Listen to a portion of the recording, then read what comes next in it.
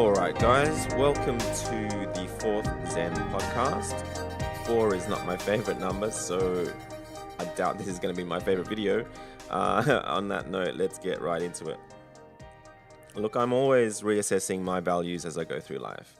I've noticed a few discussions, though, recently on completely unrelated topics, but they all seem to share a common theme that's black and white to me, but it just seems like it's grey to so many. Um, it's okay if you don't get it, but it's still okay for me to push what I believe is better, not just for me, but because what I believe is better for me could also be better for you too. Console versus PC, fake wheels versus real wheels, Macs versus PCs. When I voice my opinions, sometimes people think I'm having a go at them and they get defensive. And, you know, in most cases, you'll realize that I'm just trying to encourage people to lift their game. Do it right or don't do it at all.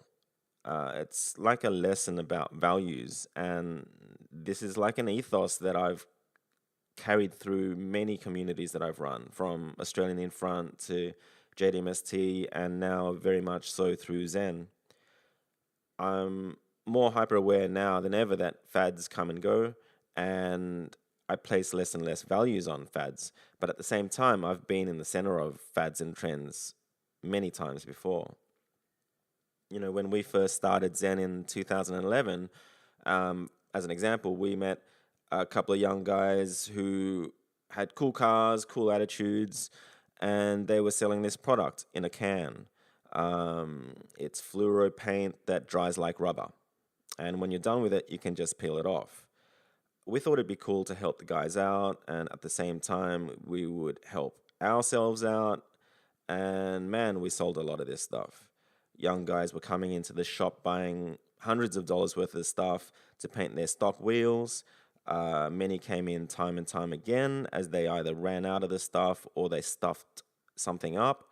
And it got to a point where they were almost spending like $1,000 to paint an entire car in the stuff. And it wasn't just the wheels, they were painting the whole car in this rubber stuff from a can that was designed for painting the ends of wires so you don't make contact with each. I mean, this is the kind of stuff that you buy from Dick Smith.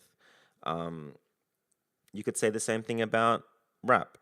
When we were in Leichhardt, we shared a complex with these two other cool dudes that were rapping exotic cars. And we got to know them, we got to like the guys, and we started working with them. Next thing you know, we're doing a video for 3M.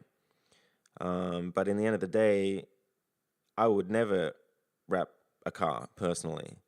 And I just don't see the value in, buying a brand new car where you get the luxury of choosing what color you get to drive in, but then you take it home and you're so scared of hurting your paint that you wrap it, and you only take the wrap off when you sell the car. So you never really even got to enjoy the car in the color that you chose. It doesn't make much sense to me. And I also just don't like how these beautiful cars are being wrapped, and if you have a close look, you can tell it's wrapped. You can see there's creases in the corners, and it just is, it is fake. And don't even get me started on carbon wrap. It, it is what it is. You could say the same of gaming. I've put easy 1,800 hours into The Division.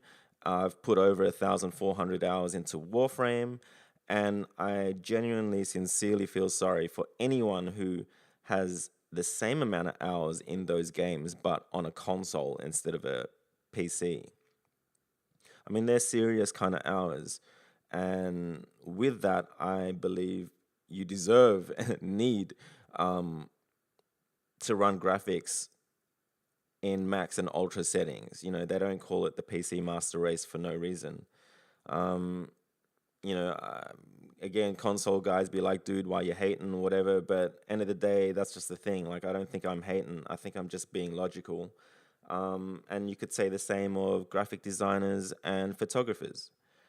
I see a lot of photographers and designers on awesome rigs, Macs and PCs that can just kill Photoshop files and video files. But when I look at their monitors, they're using really bad monitors. And I just don't see how you can design anything on a monitor where you can't tell the difference between light gray and white. If you can't see the difference between light gray and white, then how can you possibly design on that? It it's just beyond me. Like, I'm dead, legit. I just don't get it.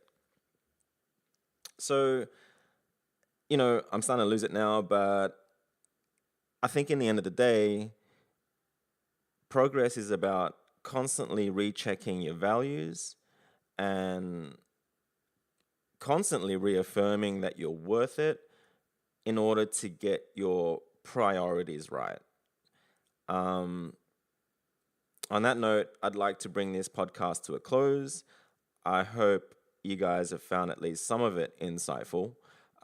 And as always, I'm keen to hear what you guys think, both good and bad. So please leave your comments. I read them all, of course. And in regards to video, I'm really digging the medium of audio at the moment and podcasting in general.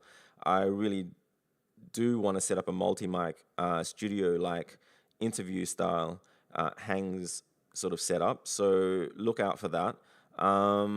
But we're rolling now. So either way, thanks for listening. And until next time, it's bye for now.